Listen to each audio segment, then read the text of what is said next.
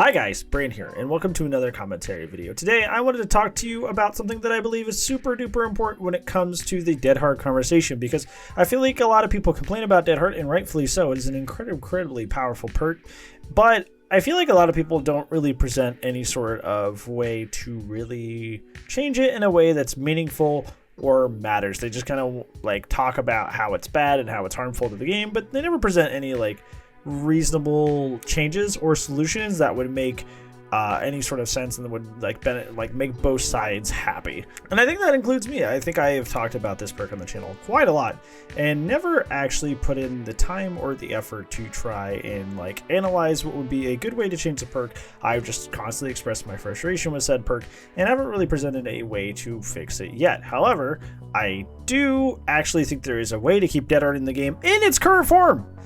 Keep the power the exact same, but there's a caveat, and it has to do with another perk that's actually pretty similar on the killer side. So what perk on the killer side am I talking about? On the perk on the killer side that I'm talking about that could be a good model for us to use in terms of keeping Dead Hard almost exactly the same way it is, but suddenly making it incredibly fair, is Spirit Fury. Spirit Fury is, in theory, one of the strongest killer perks in the game if you really think about it.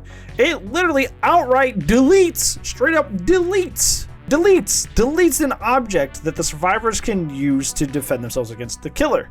Survivors don't have any way to defend themselves against killers.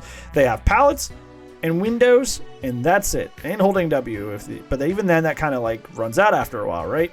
So being able to just like absolutely delete just one of those three things the survivors can do to avoid the killer is absolutely mind-boggling. That's incredibly strong. Just to rip the pallet out of their hands and vanish it into thin air and basically guarantee a hit is so incredibly strong. There is almost no counterplay to that whatsoever. You and I all know that Spirit Fury is not one of the most powerful perks in the game. Far from it. It's actually, it's like an okay B+ tier perk, It's not that crazy. So why does a perk that quite literally removes the pallet out of the survivor's hands, one of the few things they can do to defend themselves against the killer, not broken and not one of the most powerful perks in the game? The reason that it's not one of the most powerful perks in the game is because it has a hard prerequisite. It has a hard prerequisite.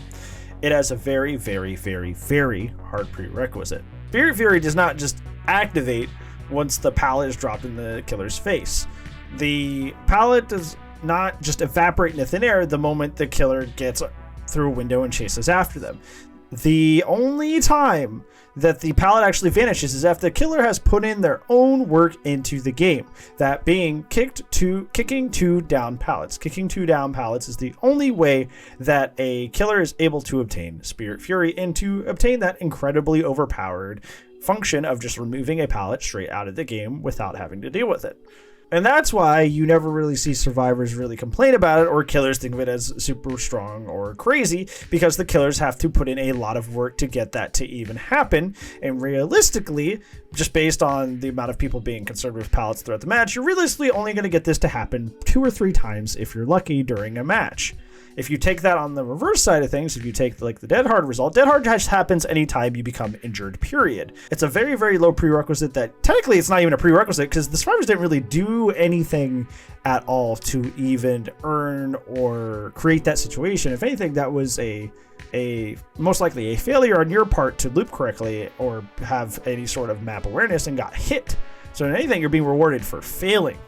With Dead Hard, you're being rewarded for failing with an incredibly powerful ability, and that happens while you're injured, which is incredibly often. At the very least, you're getting that 4 times.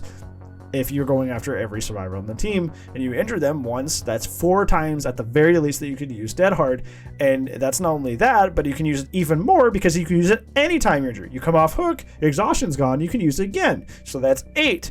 And that's 3 hooks till death, so you can use it 12+ times. A whole team can use Dead Hard 12+ times, as opposed to Spirit Fury's 2 to 3 on the killer side. And I think that's where you start to understand where Dead Hard's problem actually lies. Having a super powerful ability like Dead Hard isn't actually the issue. The issue is that it's so easily obtainable by everybody on the team that you are getting 4 to 12 plus usages out of this perk per game, which is an absurd amount of times to have that strong of an ability go off. An absurd amount of times to have a top tier ability go off. Spirit Fury is in a sense a top tier ability because it removes one of the only things survivors can do to defend themselves against you, but because it only happens 2 or 3 times a match because of the amount of prerequisites you have to fill as a killer, it does not feel super strong. It feels relatively balanced. Dead Hard, on the other hand, requires you to do virtually nothing in order to obtain the perk, despite it being one of the most powerful abilities in the game. So that, paired with the just complete lack of effort it takes to obtain it, is what really makes it painful. If Dead Hard was in a way hard to obtain somehow, if that had prerequisites like Spirit Fury has, I bet you nobody would complain about Dead Hard, because you would only be seeing it about those first 4 times, and that would make a lot more sense and make it a lot more comparable to something like Spirit Fury, which only goes off 2 to 3 times a match, which is much less of an impact, an overwhelming impact, and completely changing the outcome of the match, you know? Now, what that prerequisite is, I'm not quite sure, to be honest. You could make it unhooks, you can make it altruism based, you can make it gen time, but that makes it kind of similar to blast mine and flashbang, so that you don't want too many of those things tied to the same situation.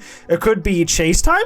That could be that's actually a great idea. It could be related to chase time. Chase time without being hit, or chase time before using a resource, could gain you the ability to yeet towards a resource. That's actually a great idea. Time spent without using a resource can grant you a free pass to reaching a resource later in the game.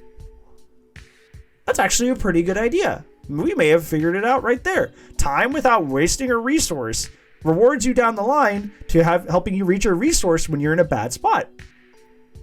There you go.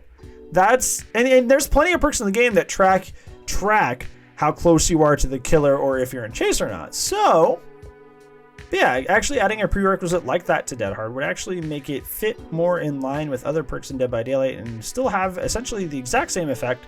It just, takes longer to get to, so it's not an overwhelming game-changing force. It's just kind of a great thing for people who like to chase, like people that stack Spine Chill Resilience. They just want more fun for the chase by having faster window vaults.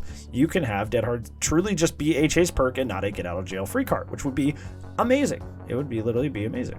But yeah, thank you so much for watching, guys. Hopefully you liked my idea about Dead Hard. If you have another idea about how to change Dead Hard to make it a little bit more fair, do let me know in the comments down below. I'm open to ideas. But with that, thank you so much for watching. I'll see you in the next video, and if I don't, I will see you when I see you, friends. Goodbye.